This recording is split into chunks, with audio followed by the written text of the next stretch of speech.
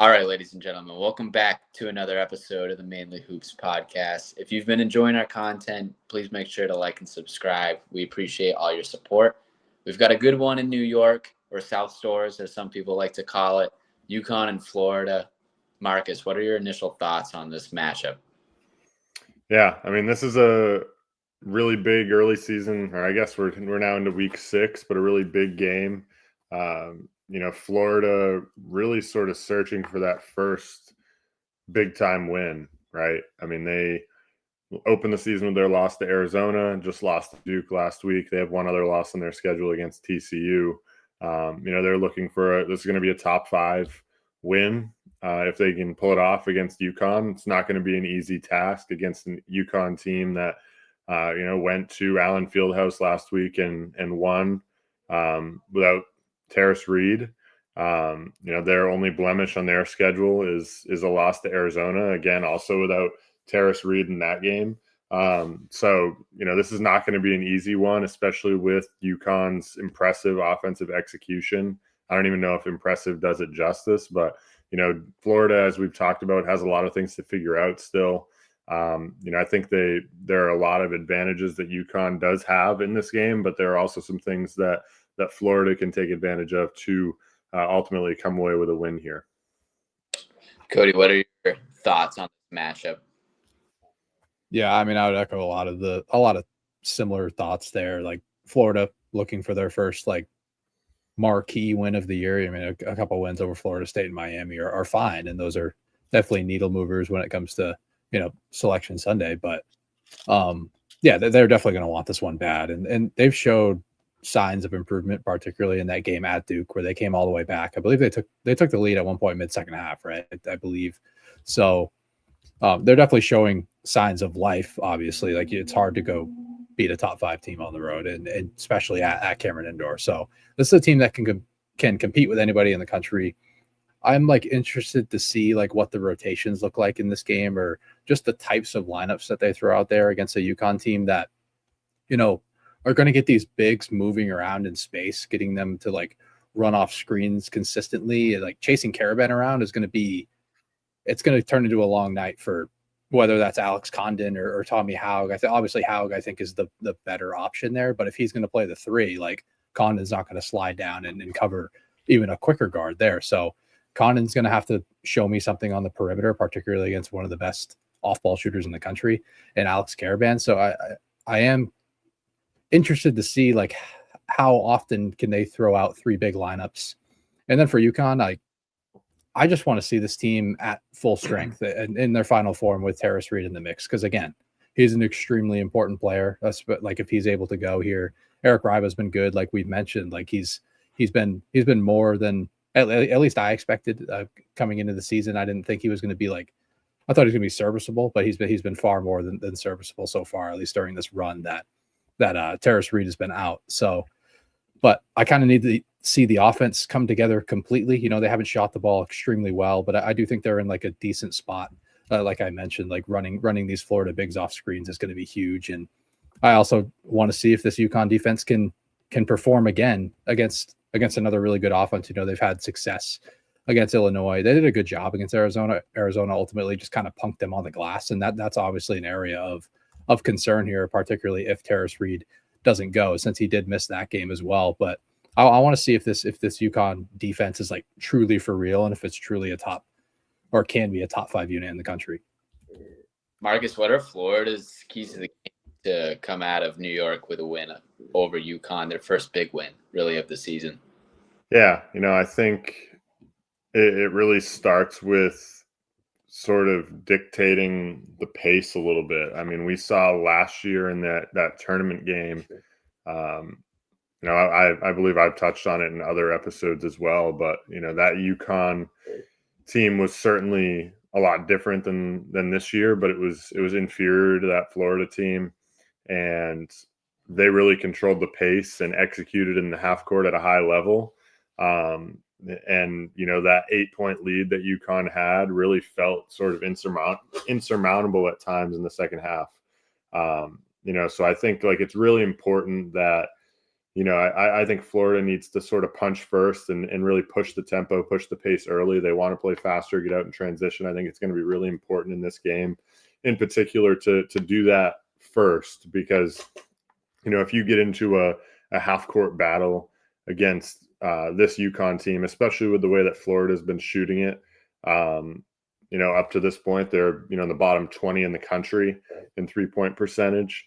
It certainly doesn't set up for a lot of success, against a UConn defense that's been really good. I think you've got to get out and transition against this defense with how good they've been. That kind of leads me into the next point of they really need to take care of the basketball, right? They really have struggled.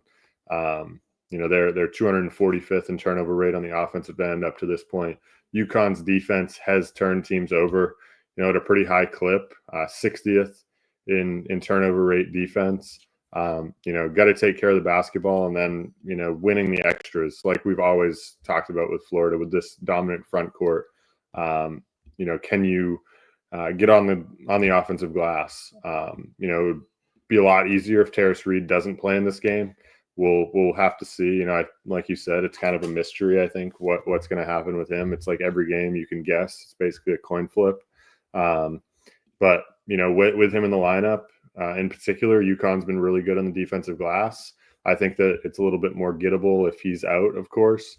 But like you sort of alluded to already, it'll be interesting what Florida does, because one of the biggest things I thought about was, what are they going to do defensively, right? Because I think this is a game where you see less Rubin minutes, probably. I think it's more of an Urban Klapchar game, and sliding Condon down, playing Tommy at the 4 a little bit more, and having him guard Karaban. But it's going to be interesting, because then on the offensive end, like Rubin, of course, is a big piece to their offensive rebounding. So it hurts them in that area, but I think it probably helps them on the defensive end.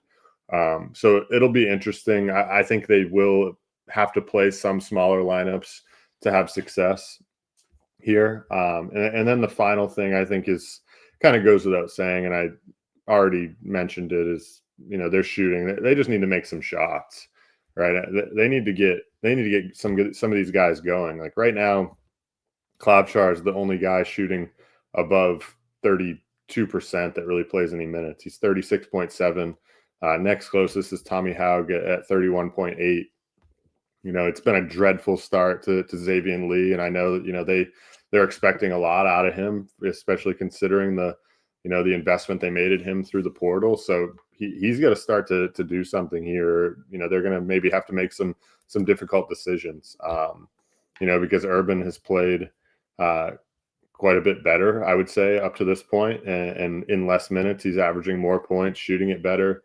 So they need some shot making here in this game, and it'd be a great way, obviously, to start making some shots in a high quality game like this. It'd be a huge resume builder. Would you say this is almost a must win for Florida, or? I think maybe for their morale, I think it's a must win. It's not going to it'll go a long way in terms of seeding later in the season, I think, when they get to Selection Sunday. But Florida's going to be fine, obviously. They're going to be, still a top team in the SEC in my eyes. We saw them compete with Duke, and basically they almost stole that game. Anyway, so they'll be completely fine. I wouldn't say this is a must win, but I think maybe for their morale, this is a pretty important one. They're probably viewing it as a must win, because they don't want to slip to 5-4. Yeah, they do play a bunch of quality opponents too later in the season, being in the SEC. So they have plenty of big games to get on their resume before tourney time, at least. Cody, what are UConn's keys to the game? Yeah, I think on the defensive end, it's kind of what we mentioned. This game kind of reminds me of the Arizona game, a similar style at the very least, similar physicality that UConn's going to be facing. So just get Tarris Reed healthy and get him in the lineup, and at least get him to play 20 minutes here. And if they can compete on the glass, that's going to put them in a much better spot. And to the point that Marcus mentioned, if Florida's going to play small, or small relative to what they usually do, I think that kind of it almost takes away from what makes them really good, like winning that rebound margin, which I think they're going to have to do. And it's like, that's kind of another point, like for UConn on the offensive end, it's like creating those, the disadvantages on it with these Florida bigs, like creating mismatches. Like if you're forcing Florida to like consistently switch off ball actions, is going to put you in some really advantageous situations on the ball. Like a guy like Demery matched up on one of the bigs, he's going to be able to get downhill, either score it at the rim or make a play for somebody else. So, just force these Florida bigs to guard in space, make them feel uncomfortable over the course of 40 minutes, because they were able to do it in the tournament. It just came down to a Walter Clayton masterclass late in the game. I think he made like 5 or 6 threes in that game. He took over, and that's the reason they won. That's the reason they won a lot of the games. And he's a fantastic basketball player. And, they probably don't have a guy like him on this roster right now. So make them feel just as uncomfortable as you made them feel in the second round last year. And you're going to end up getting a win here. But besides that, I don't have a ton. Like we've mentioned like the advantages for UConn on the offensive end, and really the biggest thing for me defensively, like I said, is just keep them off the offensive glass. At least keep them under 13 or 14 offensive rebounds, and I think you're in a pretty good spot. They're also going to force primary creation out of Boogie Fland and Xaivian Lee, which so far this season has been a pretty good proposition. Like over time, I do think these guys are two of the more talented players off the bounce in the country, but until they show that they can make big time shots from 3 or even in the mid-range area, like it's not the worst proposition in the world. And I guess, sending an extra body at a guy like Tommy Haug or Alex Condon, because I know UConn likes to, defend one-on-one. They allow like a super low assist rate. They're 4th nationally in a assist to field goal made rate. So they obviously don't like sending 2 to the ball that often. They're more isolation forcing, and that's going to be tough for guys like Alex Karaban when it comes to covering Tommy Haug or Alex Condon. So that's a potential mismatch or a potential advantage for Florida. But overall, I do think they have a few more schematical advantages than Florida does. All right, Marcus, who do you have coming out of here with a win? Yeah, I'm actually going to take Florida here. I think I don't know what Tarris Reed's going to look like. I don't know if he's going to play or not. He hasn't played. Has he missed the last 2? Is that right? So he played against Illinois. That was the last game. Yeah. Yeah. So like I guess for now, there's not really much you can find on his status. I'm going to assume he's not going to play. And I think that greatly benefits Florida's ability to create extras and win the offensive glass. I'm going to also assume that Florida is going to start to make more shots at some point. I think this was going to be a big spot for them to do it. They've had a week to prepare for this game. They're going to be, in my eyes, as ready as they've been for any game all year.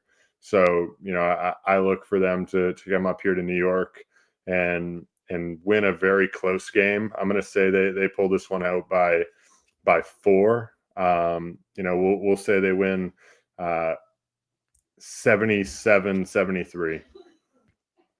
All right, Cody, who do you got?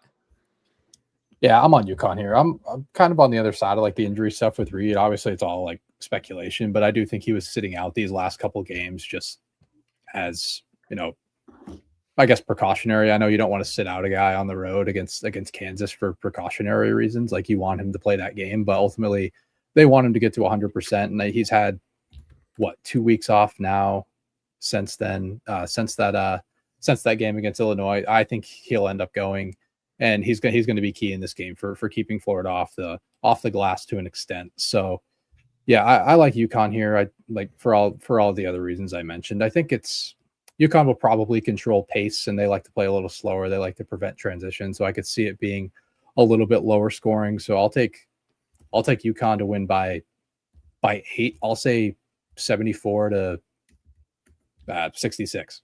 Sorry, I was doing my math.